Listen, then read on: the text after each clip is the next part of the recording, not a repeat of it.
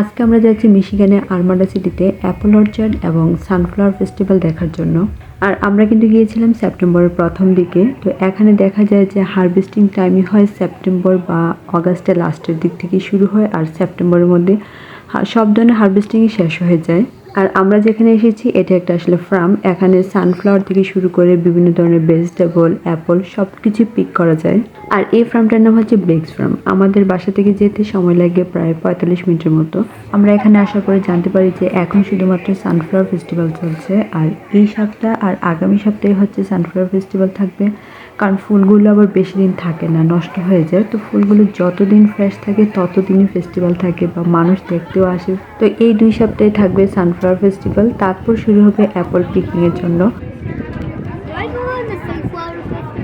Thank you.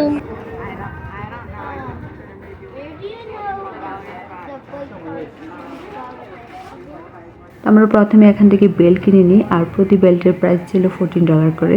তো এতে সুবিধা হচ্ছে যে সানফ্লাওয়ার গার্ডেনে যাওয়ার জন্য এখানে ছোট ছোট শাটল আছে, তো এগুলো দিয়ে ওই গার্ডেনের ভিতরে নিয়ে যায়। আর একবারে এই বেল্ট কিনে নিলে শাটলের পাশাপাশি এখানে যত ধরনের রাইড আছে, অনেক ধরনের রাইড আছে কিন্তু বাচ্চাদের জন্য।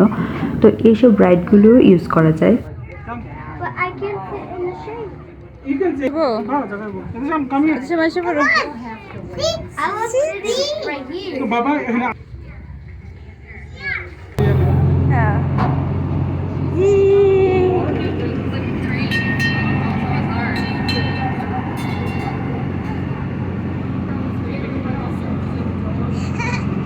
like it?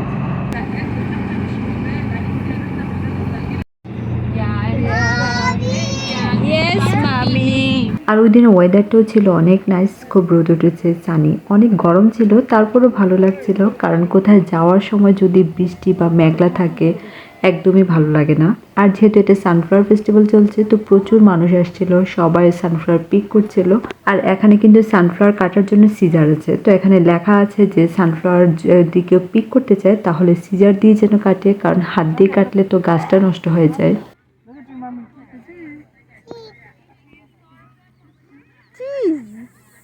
Yeah, use the lever. The black lever. Yes, black lever.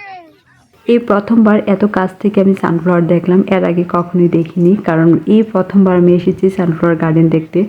আর ফুলগুলো এত টাটকা, এত সতেজ ছিল, আর সবগুলো ফুলই দেখলাম যে একমুখী হয়ে আছে।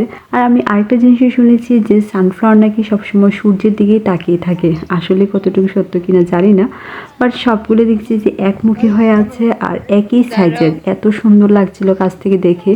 আমি জানি না ক্যামেরায় কতটুকু বোঝা যায়, কিন্তু আসলেই বাস্তবে দেখতে অনেক অনেক সুন্দর। এখন তো বাংলাদেশে এরকম সানফ্লাওয়ার গার্ডেন করে থাকে, মানুষজনকে দেখার সুযোগও করে দেয়। তো সবাই সূর্যমুখী ফুলের সাথে ছবি তুলতে, পিক করতে খুবই বিজি ছিল। তো আমরা অনেকক্ষণ ঘোরাঘুরি করার পরে এখন চলে আসছি আবার শাটল দিয়ে। তো আমাদের সানফ্লাওয়ার গার্ডেন ভিজিট করা শেষ, এবার যাব আমরা ভেজিটেবল পিক করার জন্য।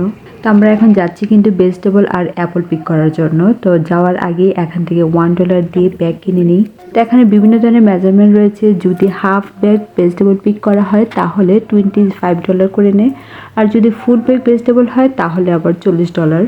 আর কত ফ্রেশ টমেটো! আমার তো মনে হচ্ছিল যে একদম সবগুলো টমেটো পেরে নিয়ে আসি। আসলে নিজের হাতে ভেজিটেবল তুলে খাওয়াটাও কিন্তু অন্যরকম।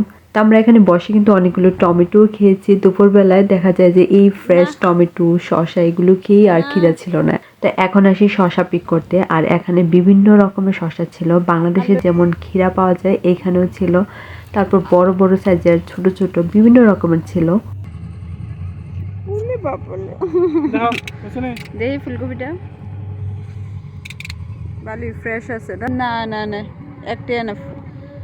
আমরা এখান থেকে 2টা ফুলকপি নিই। আর ফুলকপির চাইতে দেখলাম যে একদম অনেক ফুলকপি আছে যে নষ্ট হয়ে গেছে, আবার কিছু আছে যেগুলো মানুষ উঠিয়ে নিয়ে গেছে, যেগুলো আসলে হারভেস্টিং টাইম যেহেতু সবাই তো আসে। তা আমরা অনেক খোঁজাখুঁজির পরে 2টা খুব ফ্রেশ ফুলকপি পেয়েছি। তো ভাবলাম যে এগুলো আমরা নিয়ে যাই। ওকে ওকে ওকে। আমাদের এখান থেকে ভেজিটেবল পিক করা শেষ। আর এখানে কিন্তু আরো অনেক ধরনের ভেজিটেবল ছিল। এখানে ছিল ক্যাপসিকাম, ব্রোকলি, জুকিনি, কর্ন, অনেক ধরনের ভেজিটেবল ছিল। তা আমাদের যেগুলো ভালো লেগেছে ওগুলো এনেছি। আর আমরা এখন যাচ্ছি অ্যাপল অর্চার্ডে অ্যাপল পিক করার জন্য। তো যাওয়ার সময় আমরা গাড়ির ট্রাঙ্ক খুলে পিছনে বসেছিলাম, খুবই ভালো লাগছিল। আর ওদিন অনেক গরম ছিল, হাঁটতে হাঁটতে তো অবস্থা খারাপ, মানে পা একদমই ব্যথা হয়ে গেছে।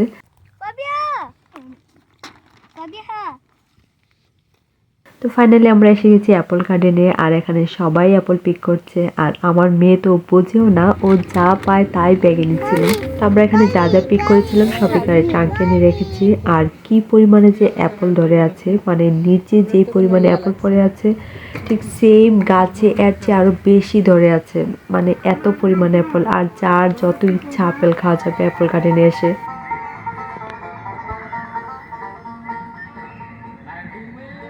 সারাদিন তো আমাদের গেল অ্যাপল আর ভেজিটেবল পিক করতে করতে। তো এখন এসেছি এখানে বাচ্চাদের প্লেগ্রাউন্ডের মতো আছে, এখানে বিভিন্ন ধরনের খেলার অ্যাক্টিভিটিস আছে আর কি। তো এখানে বাচ্চাদেরকে নিয়ে এসেছি, ওরা একটু এনজয় করুক। আর এটা হচ্ছে একটা বাউন্স হাউস, তো বেলুন দিয়ে একটা চিকেন আকৃতি করে রেখেছে, তো বাচ্চারা এখানে গিয়ে জাম্প দিতে পারে। তো ফাবি এখানে যেতে যাচ্ছিল, কিন্তু ওর মনে একটু ভয় লাগছিল, আবার একা একাও যেতেও চায় না। তো একটা মেয়ে এসে ওকে হেল্প করে, তো অনেকক্ষণ ওর সাথে খেলাধুলা করে। এই প্লেগ্রাউন্ডে ঢুকতে কিন্তু টিকিট দিয়ে ঢুকতে হয়, কিন্তু আমাদের যেহেতু রিচবেল ছিল তাই আর কোনো ধরনের টিকিটের প্রয়োজন হয়নি। আর এই রিচবেল থাকাতে আমরা সারাদিনের যত রাইড এবং কি অ্যাক্টিভিটি ছিল সব ধরনের ফ্রি ছিল। আর সারাদিন ঘোরাঘুরির পরে এত টায়ার্ড ছিলাম, আমি এক জায়গায় বসেই ছিলাম। কিন্তু বাচ্চারা যখন প্লেগ্রাউন্ড দেখেছে, খেলার অ্যাক্টিভিটিস ছিল, তখন তো মহা খুশি, মানে টায়ার্ড কি, মানে খেলাধুলা দৌড়াদৌড়ি কোনোভাবেই যেন শেষই হচ্ছে না। আরমাডা সিটি কিন্তু একটা ভিলেজ এরিয়া, কিন্তু এই অ্যাপল অর্চার্ড এবং সানফ্লাওয়ার গার্ডেন বা ভেজিটেবল পিক করার জন্য এই ব্রিক্স ফার্মে কিন্তু প্রচুর মানুষ আসে হারভেস্টিং টাইমে। একটার পর একটা দেখা যায় ফেস্টিভ্যাল শুরু হয়। এখনো কিন্তু অ্যাপল পিকিং এর খুব একটা শুরু হয়নি, যেহেতু সানফ্লাওয়ারের টাইম এখন, কয়েকদিন পরে সানফ্লাওয়ার নষ্ট হয়ে যাবে। তো এখন সানফ্লাওয়ার ফেস্টিভ্যাল চলছে। তো এগুলো ছাড়া হারভেস্টিং শেষ হয়ে গেলে শুরু হবে পাম্পকিন প্যাচ। তো বিভিন্ন মিষ্টি কুমড়া দিয়ে বিভিন্নভাবে এটা ডেকোরেশন করে রাখে, অনেক সুন্দর লাগে, মানুষজন আসে। আসলে আমেরিকানরা না খুব বোঝে, মানে কোন জায়গায় কিভাবে ইনভেস্ট করলে এটা আর্থিকভাবে লাভবান হবে। আর এটা তো একটা গ্রাম ছিল, কিন্তু এখন হয়ে গেছে ফাইন্যান্সিয়াল একটা সাপোর্ট। তুমি উঠবা, উপরে উঠবা? ওকে, আমি হেল্প করি।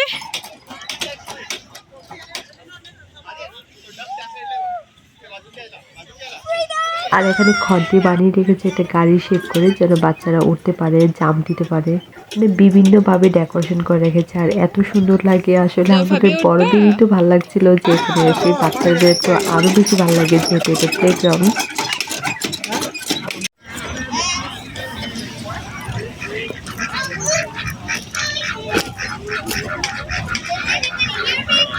আর এই সাইডটাতে ছিল বিভিন্ন ধরনের গবাদি পশু, যেমন হাঁস, মুরগি, ছাগল, পিগ।